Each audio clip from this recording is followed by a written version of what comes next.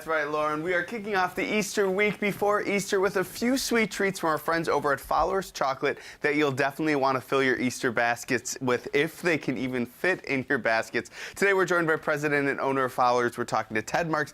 Now, Ted, you have been helping out the Easter Bunny for a very long time on this very busy holiday, so much so that he's allowed you to use his image. We have to talk about the elephant-sized chocolate Easter Bunny. What's happening over there? Well, as you mentioned, we've been doing this since 1910. Fowler's Chocolate has been around that long through our 6 locations. And this bunny right here is what we call Clarabelle. She's 3 feet tall. She weighs about 26 pounds. And as you asked earlier, it takes about an hour to make Clarabelle from filling the molds. And it's too big to fit on our automatic spinning machine, so we spin it by hand in a cold room. That takes about 30 minutes. Then it takes another 30 minutes to solidify completely before you can take her out of the mold and decorate her up and send her off to some happy home. And it's something definitely you want to wrap in bubble wrap if you're taking this from the store to your house. No question. That's definitely the way to do it. That's the way I brought it here. I often put it in the passenger seat, put a seatbelt around her, and she stays nice and comfy that way and safe. Now, at Fowler's, you sell a lot of different things, but when we're talking about Easter, I think there's some staples. So what do people typically come in looking for when they're trying to help that Easter Bunny fill those baskets? Well,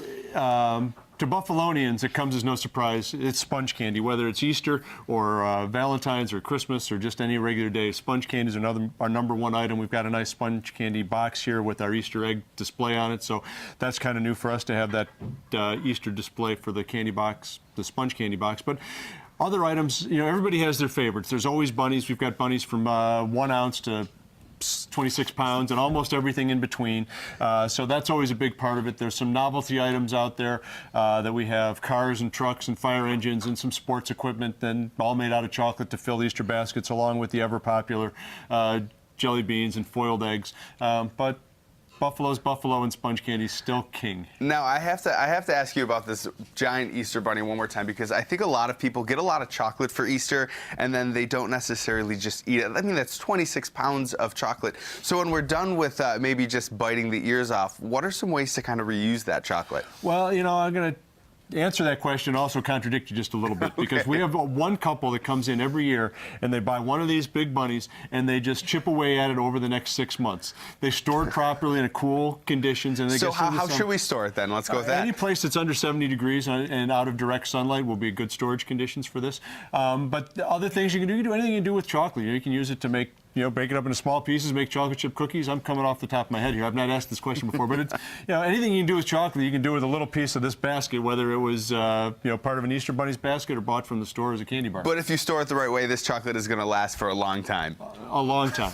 All right. And then when we're talking about buying, chocolate, is there anything that like little kids seem to really, really love that they kind of light up when we're talking about it? Well, funnily enough, we have the what we call satellite wafers. They're just small little wafers that are blue on one side and pink on the other, and they're filled with little beads. And they have a little bit of a novel shake to them, and I think those are one things that kids get excited about. We have peanut butter filled rabbits, which are very popular. They're small little bite-sized rabbits, about 2 bites to a rabbit. They sell them individually at the stores.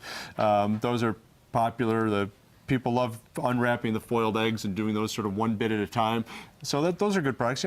Everybody's a little bit different. So what turns out to be a really compelling piece of candy for one 3-year-old is less compelling to another.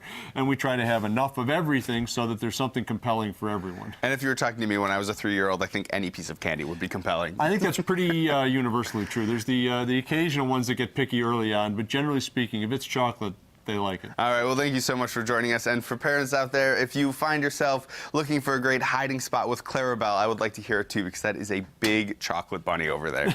3 feet tall. All right, but right now we're going to head back into the Kitchen World